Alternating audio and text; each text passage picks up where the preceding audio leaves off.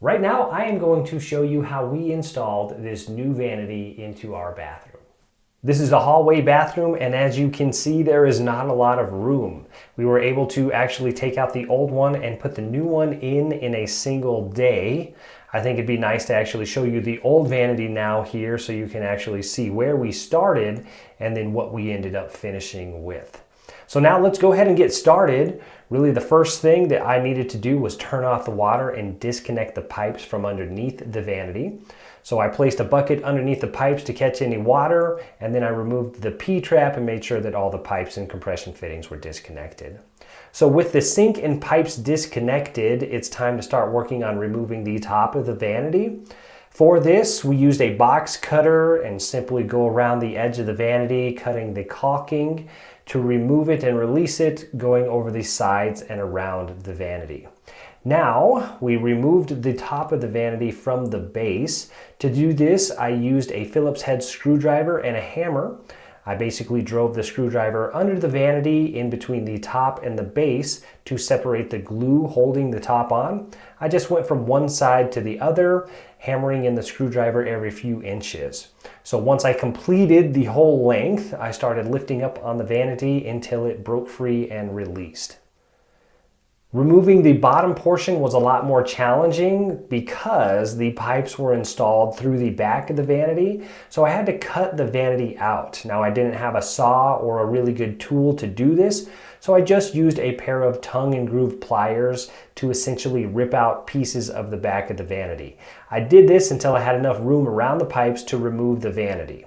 Now, the baseboards and the trim made it impossible to just simply lift the vanity out, so I had to actually use a saw to cut the front of the vanity. I removed the doors, of course, and everything, and then I just removed the vanity in chunks as I was able to kind of break it apart.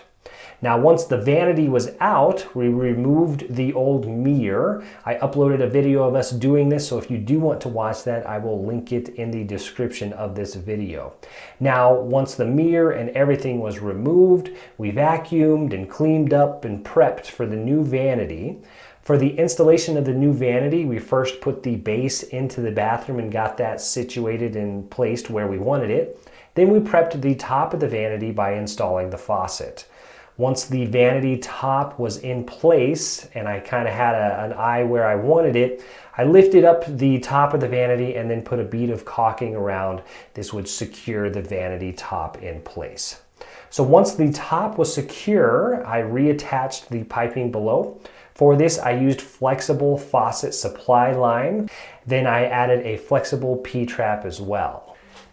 And that's it.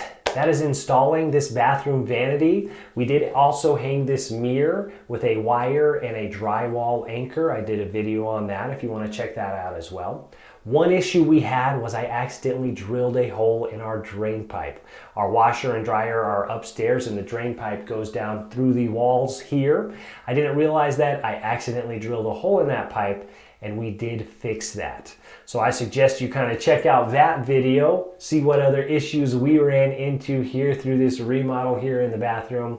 And again, if you like DIY around the house stuff, please feel free to like and subscribe. My name is Drew. I'll see you in the next one.